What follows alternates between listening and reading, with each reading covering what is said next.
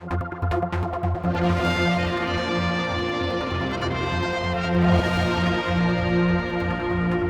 probably have heard us talking about these three major priorities which this administration has set itself: growing the economy, balancing the budget, and protecting the vulnerable. This evening we're going behind that and looking deeper, because they're the headline issues, and if we're going to achieve those in the medium to long term in a sustainable way, there's an awful lot of work for us to do. I think it's important to say this, and we mean this very sincerely. Incidentally, we're going to be very frank this evening. There'll be no political pretense. This is straight as we see it, honestly. So this is not about the next election. This is about the future of the Isle of Man. And here we are in the school this evening, a place where our children and grandchildren are being educated. Eddie or I are old enough not to really worry about ourselves anymore. What we care about. I've got 5 grandsons. I don't know how many. No, none at all. I've got none to speak of. none he's going to tell you about. So, as I'm shuffled into my retirement, or thrown out, or whatever the electorate decide to do with me, I want to walk away quietly knowing that we've done the right thing and that we've set the scene properly, so that hopefully we'll have played something of a role to ensure the future prosperity and happiness of the Isle of Man. So I'd like to hand over to Eddie now, who'll talk about the why. Eddie, thank you. Well, thank you very much, Chris, and thank you for coming tonight. It's very much appreciated. Why, in simple terms, we've lost a considerable amount of money. Now, this is from the VAT shares, the main part of our funding loss. Now, we have been criticised when we said, prove that you've lost the money. Now, this next slide is taken from figures which have been released by Her Majesty's Treasury in the UK, and they show quite clearly 2007, just under £500 million, the Isle of Man share dropped to just under £300 million in 2013. So it's quite clear that we have, in fact, lost £200 million. And that was a third of our net expenditure, so it's a very significant figure that we've had to cope with. In effect, we're spending more than we collect. And being Mr. Micawber, or being like Mr. Micawber, and saying that something's going to turn up isn't going to get us over the line, isn't going to get us into a sustainable position. We're making progress. I expect that we will have rebalanced the main budget by the end of this financial year in March, but there are other very significant issues as well. There's a structural problem in our finances, and I'll just explain that now if you bear with me. We need to, in effect, put money into our capital budget. Our capital budget is to maintain our infrastructure, our roads, our schools, hospital, all the properties that the government owns, and that's a very significant cost because there's about £1 billion worth of property and assets which is owned by the government. And also to the use of reserves. In the past, some of our day-to-day expenditure has come from reserves. A good illustration of that is the insurance reserve. Now, we all pay insurance premiums at least every year, but our insurance premium is paid through a special reserve, and that's about £2 million a year. But in total, we've been drawing down about £10 million a year. And the big elephant in the room is welfare and welfare reform. And the need for that is quite pressing because the population as a whole is aging. There's much more, a bigger percentage of the population who are aged over 65, and I'll hold my hand up in the air and Chris will do the same. So we need to prepare and get ready for that as well. But we've already done quite a lot. In terms of job creation, we've got an unemployment rate of less than 2% at the moment. In terms of growth, the last figures we've had show that the economy grew by 3.2%. The economy has grown every year now for 29 years, and that is a very favourable comparison with the other smaller countries, like, for example, Jersey and Guernsey. Jersey's economy has contracted by 15% over the last 5 years, and Guernsey's has just stayed level, flatlined. Ours has still grown. The reason is because we have a more broader-based economy than Jersey and Guernsey. In terms of investing in business and business confidence, in the run-in to the budget, Treasury goes out and we speak to various businesses, organisations, and get a feel for the economy. Because what I don't want to do is just to stand up in Tynwald in February, deliver a budget that's got no connection with the real world. And the feedback I'm getting is that whilst there are certain, as it were, black spots, pressure spots, overall the economy is still growing and jobs are being created. Now, what we've done is, to try and keep a control on costs, there's been 3 years of pay restraint, and our pay budget has stayed in the region of 306 to 312 million pound over that period. How have we done that? In effect, we have reduced staff numbers, and they've come down between 600 and 700 staff in the last 6 years. Sorry, 5 or 6 years, I should say. And in terms of efficiency savings, some of them have been delivered by shared service, and there's been some controversy lately because of the feeling is that we're taking power and we're taking responsibility away from some of the frontline services. But what we're doing is we're consolidating. For example, catering, we're consolidating those arrangements. How we manage our properties, our estates, consolidating those. And also more efficient buying through our procurement system. We have a target to save 10 million. Well, we've already achieved about a third of that at the end of the first year. So, let's move on, because we definitely do need to do more. But why are we spending more than we collect?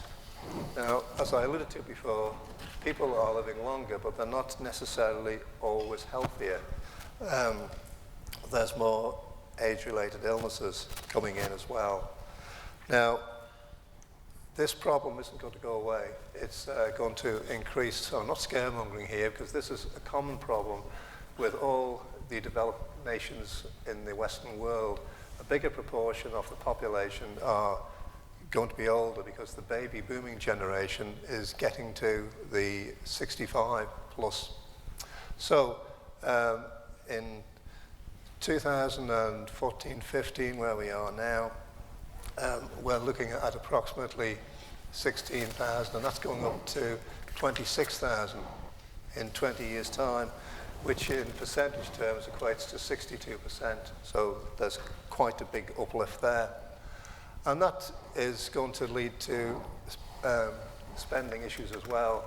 If we strip out the effects of inflation, we estimate that the amount spent on health is going to go up from £178 million last year to 225 million again in 20 years' time.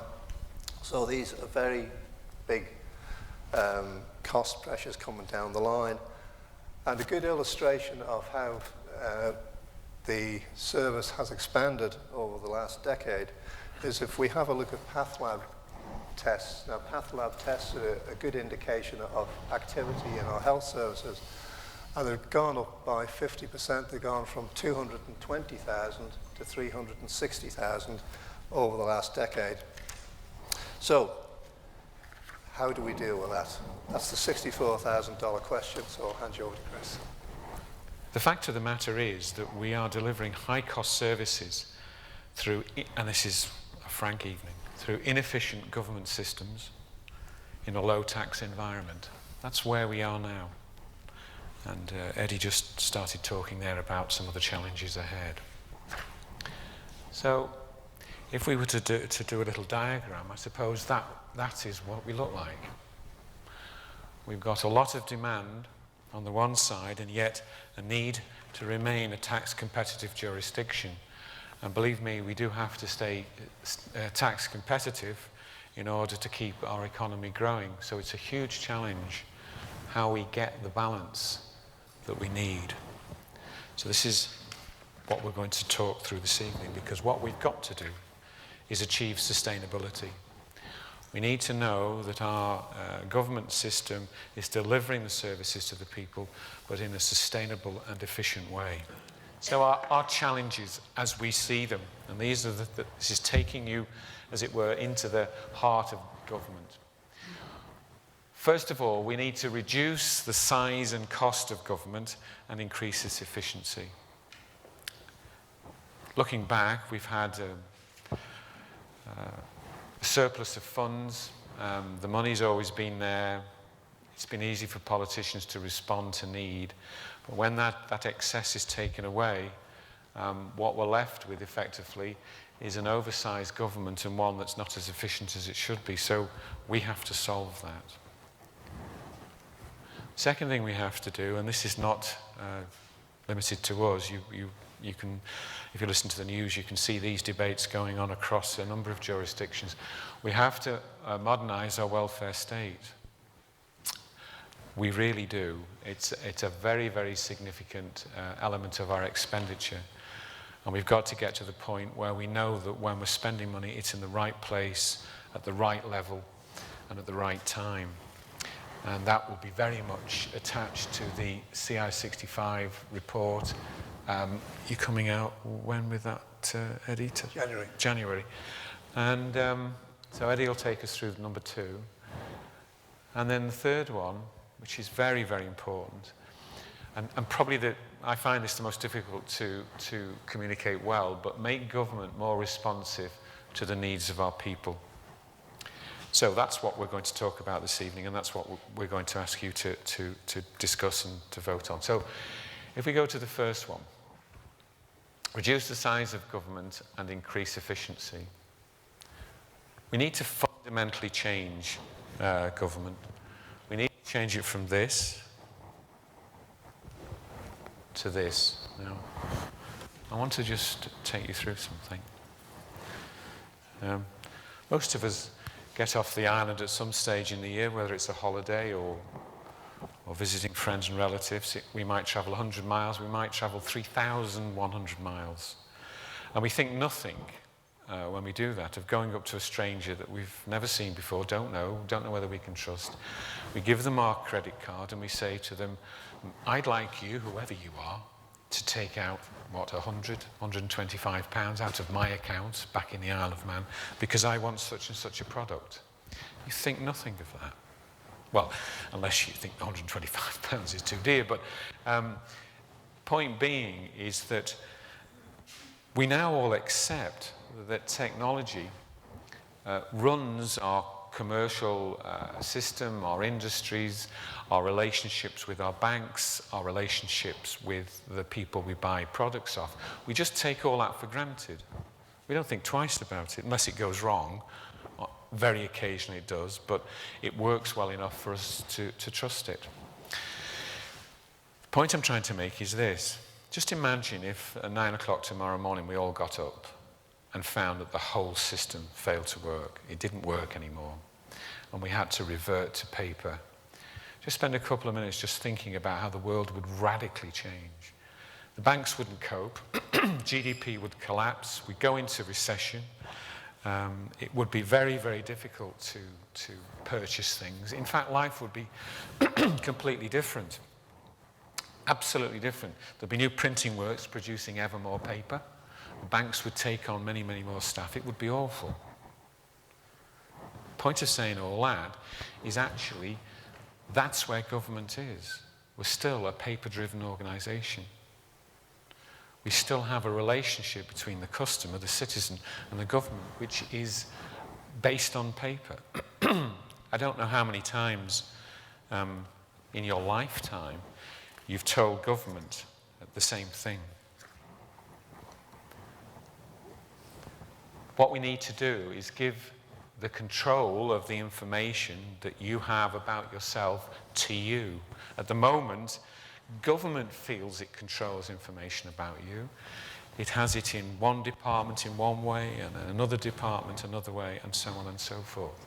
And you don't feel in control of it, which is why the issue of data protection is so important, because somebody else is controlling the data about you.